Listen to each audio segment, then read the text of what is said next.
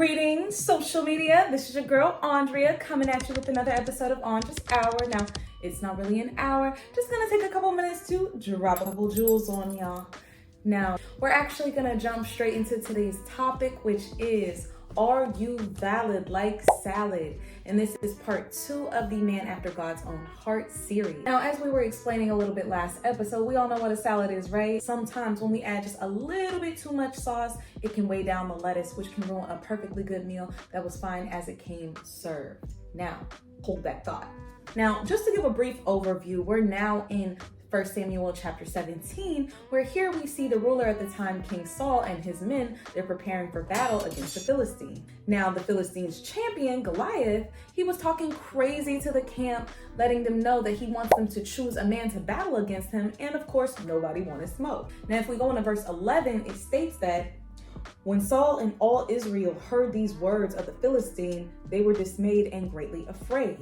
Now, if we fast forward a little bit to verse 24, the scripture states, "And all the men of Israel, when they saw the man, fled from him and were dreadfully afraid." Now, if we back up to verse 4, the scripture states that his height was 6 cubits and a span, which some scholars state is equivalent to 9 feet and 9 inches.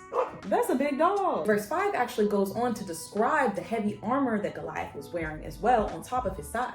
David was in town actually delivering food to his older brothers, Eliab, Abinadab, and Shammah, who were a part of Saul's camp.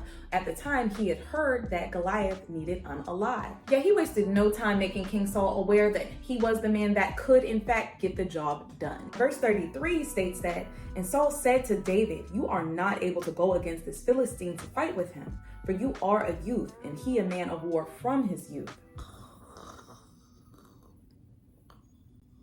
They was sleeping on that man again. Now, David basically responds to King Saul, making him aware that while he was tending to sheep, he's dealt with lions, he's dealt with bears, and he reassures him that Goliath will be no different. Now, Saul actually attempts to give David his own armor to fight, however, it did not fit. So he took it off and actually approached Goliath with 5 smooth stones, a sling, and his shepherd bag. And shortly after exchanging words, David struck Goliath down. Now, what I find interesting is in verse 50, the last sentence of that verse actually states, "But there was no sword in the hand of David." Now, I personally love how intentional God is about the not so little details in scripture because they always have a deeper meaning. 1 Samuel chapter 17 actually has several different verses that reiterate this point, and there's a reason. Think about it.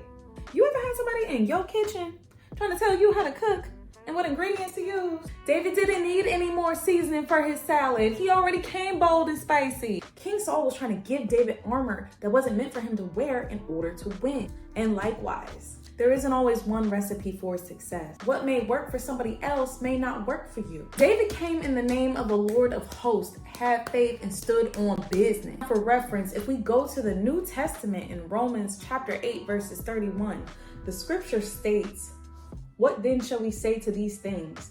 If God is for us, who can be against us?" When we have God in our corner, we simply cannot lose. And when we walk with Christ, he equips us with everything that we need. And we don't need to come with extra dressing. We just need to come willing. Now, thank you guys for tuning in again today. Feel free to like, share, comment, subscribe, and edify. I pray you all continue to find your purpose. Until next time, take care.